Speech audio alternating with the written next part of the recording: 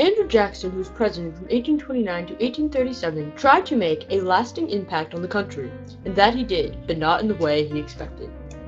Andrew Jackson had many ideas similar to Jeffersonian democracy, including small government, which gave more power to the states.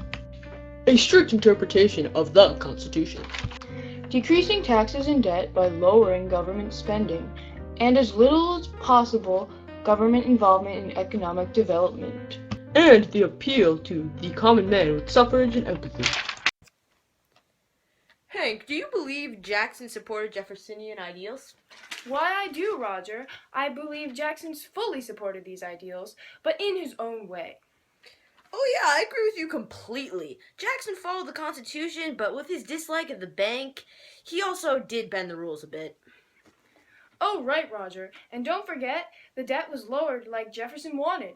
Jackson was the only president to get the U.S. completely out of debt.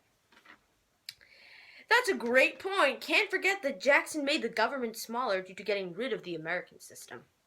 Plus, he helped give the common people a voice.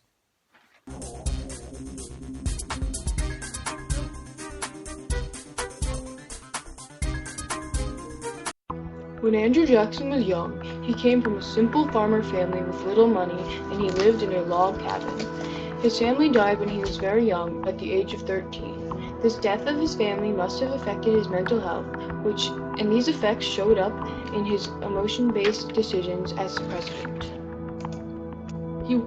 He worked his way up after inheriting some money and became a successful lawyer, working with some aristocrats.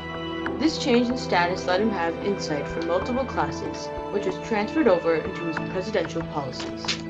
Andrew Jackson fought in the Revolutionary War and was a general in the War of 1812. During his time as general, Jackson became nationally recognized as an American hero.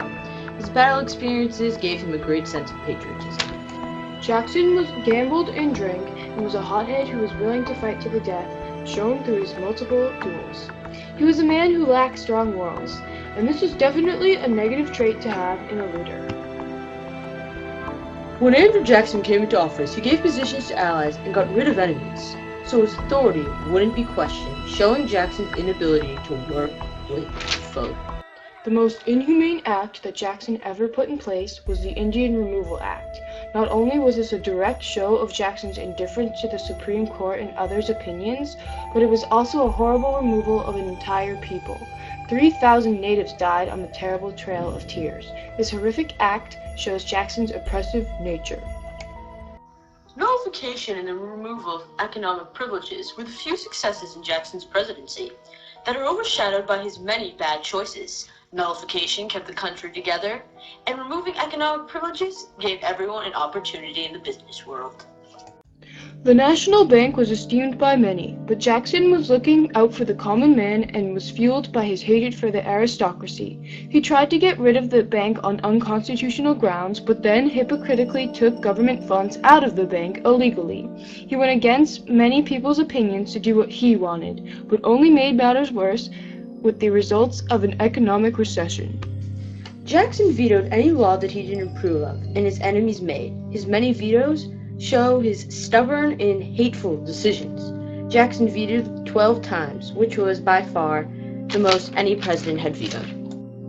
In the scandal with Peggy Eaton and Jackson's cabinet leaving because of it, Jackson's true colors show through as he fails to control his opposers. His kitchen cabinet is also a result of this failure because he cannot work with the real cabinet or people he doesn't like, a trait a good leader needs.